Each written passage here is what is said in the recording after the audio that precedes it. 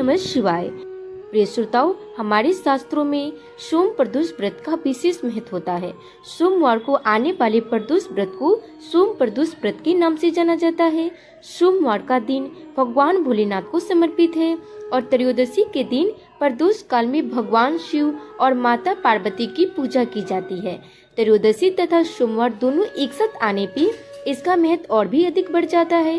सोम त्रयोदशी के दिन पूरी श्रद्धा और विधि विधान से प्रदोष व्रत करने से जीवन में आ रही सारी कठिनाइयां तो दूर होती ही हैं, साथ ही मनुष्य को जीवन में कभी भी हार का सामना नहीं करना पड़ता और उनकी हर इच्छाएं पूरी होती है।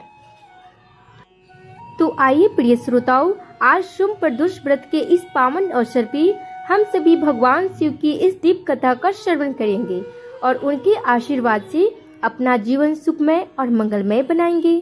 प्रिय श्रोताओं, अब आप श्रद्धा पूर्वक प्रदोष व्रत की कथा का श्रवण कीजिए। पौराणिक कथा के अनुसार एक बार एक नगर में एक ब्राह्मणी रहा करती थी। उसके पति का स्वर्गवास हो गया था। अब उसका सहारा उसका इकलौता पुत्र ही था, जिसके साथ वह सुबह से ही भिक्षा मांगने के लिए निकल पड़ती। इस तरह दिन भर भिक्षा में मिले हुए अन्न से ही वो अपना और अपने पुत्र का पेट पालती थी। एक दिन घर वापस आते समय ब्राह्मणी को एक बालक घायल अवस्था में मिला। ब्राह्मणी को उस पर दया आ गई और उसे वो अपने घर ले आई। वो लड़का विदर्भ देश का राजकुमार था। शत्रु सैनिकों ने उसकी राज पर आक्रमण कर लिया था और उसके पिता को बंदी बनाकर उसके राज पर अधिकार कर लिया था। इसीलिए वो बालक मरा मरा फिर रहा था। राजकुमार अब ब्राह्मणी और उसके पुत्र के साथ उनके घर में ही रहने लगा। उसके पुत्र की तरह पलने बढ़ने लगा। एक दिन वो ब्राह्मणी अपने पुत्र के साथ राजकुमार को लेकर भिक्षा मांगने के लिए गई हुई थी। वहीं पे अंशुमती नाम की एक गंधर्व कन्या ने राजकुमार को देखा और उस पे मोहित हो गई। अगले दिन वो अपने माता पिता को राजकुमार से मिलवाने के लिए लेकर आई और कुछ ही दिनों के बाद अंशुमती के माता पिता को भगवान शंकर ने स्वप्न में आदेश दिया कि राजकुमार और अंशुमती का विवाह कर दिया जाए। उन्होंने वैसा ही किया।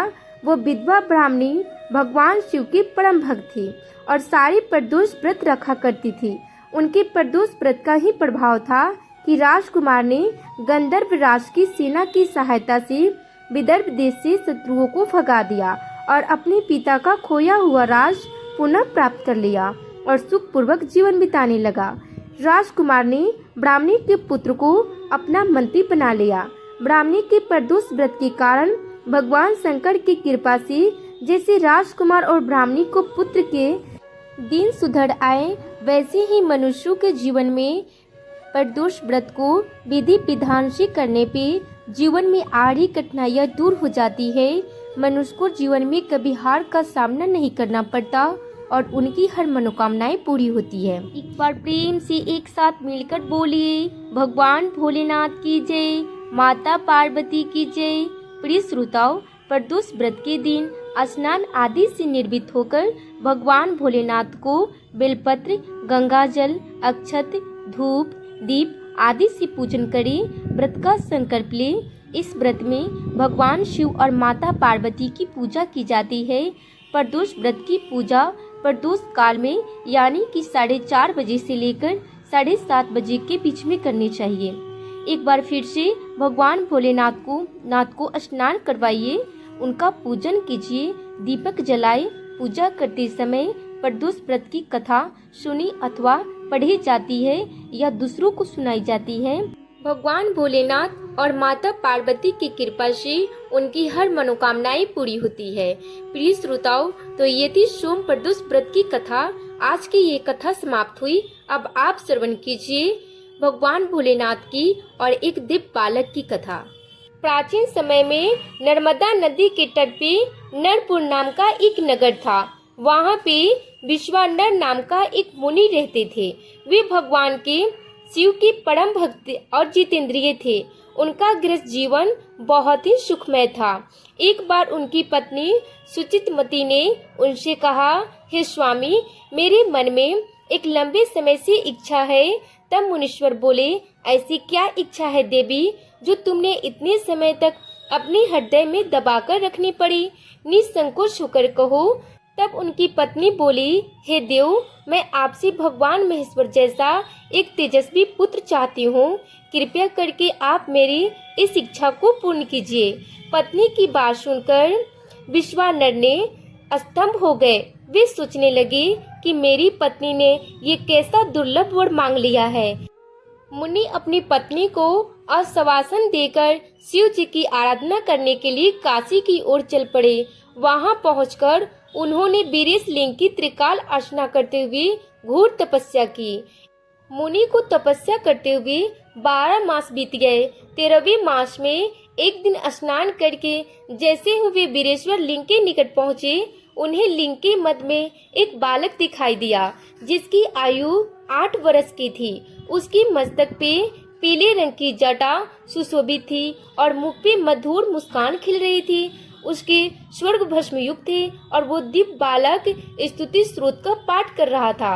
उस अद्भुत बालक को देखकर विश्वानर मुनि ने रोमांचित हो उठे और अभिलाषा पूर्ण करने वाले 8 पद द्वारा भगवान शिव की स्तुति करने लगे।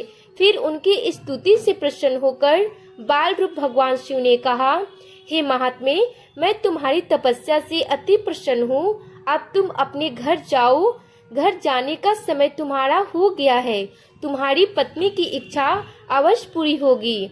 मैं उसके गर्भ से पुत्र रूप में प्रकट होऊंगा। इसी वरदान के परिणाम स्वरूप शिव जी विश्वानर मुनि की पत्नी के गर्भ से पुत्र के रूप में अवतरित हुए। उस समय उनका नाम गृहपति रखा गया। कहते हैं पितामह ब्रह्मा ने उस समय बालक का नाम गृहपति रखा। एक बार गृहपति का दर्शन करने के लिए नारद जी आए। उन्होंने गृहपति को देखकर बताया कि ये बालक स्वर्गुण संपन्न है, किंतु 12 वर्ष की आयु में इसे बिजली अथवा अग्नि द्वारा भय उत्पन्न होगा। इसे सुनकर विश्वानर मुनि रोने लगे। उस समय गृहपति ने अपने माता पिता को सांत्वना देते हुए कहा कि मैं भगवान मृत्युंजय की आराधना करके महाकाल को भी जीत लूंगा, अतः आप लोग निश्चिंत रहे। इसके बाद गृहपति काशी गए और भगवान विश्वनाथ का दर्शन किया। उसके बाद सुमुहूर्त में शिवलिंग की स्थापना करके उनकी आराधना करने लगा। कुछ दिनों के बाद देवराज इंद्र प्रकट हुए और उनसे वर मांगने को कहा। गृहपति ने उन्हें दुत्कारते हुए कहा कि तुम दुराचारी हो, मैंने तुमसे याचना नहीं करूंगा।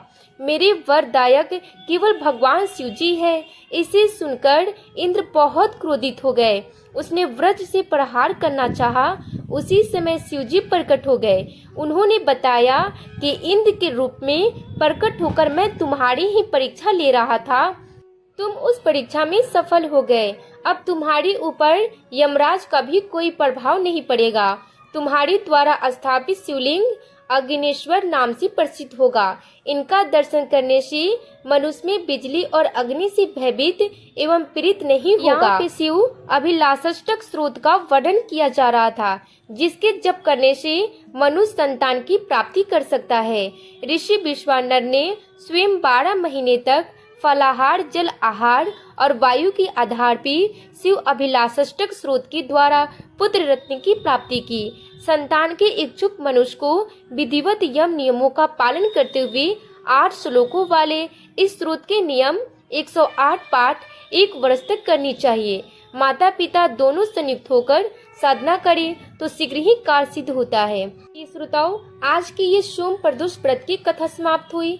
एक बार प्रेम से बोलिए, भगवान भोलेनाथ की जय, माता पार्वती की जय, गौड़ा पुत्र गणेश की जय। प्रिय श्रोताओ, आज की ये कथा आप लोगों को थोड़ी सी भी पसंद आई हो तो वीडियो को लाइक जरूर कीजिएगा। चैनल पे नए आए हैं तो चैनल को सब्सक्राइब करके बेल आइकन को जरूर प्रेस कीजिएगा, ताकि हर वीडियो की नोटिफिकेशन आपको समय से मिल सके। राधे राधे।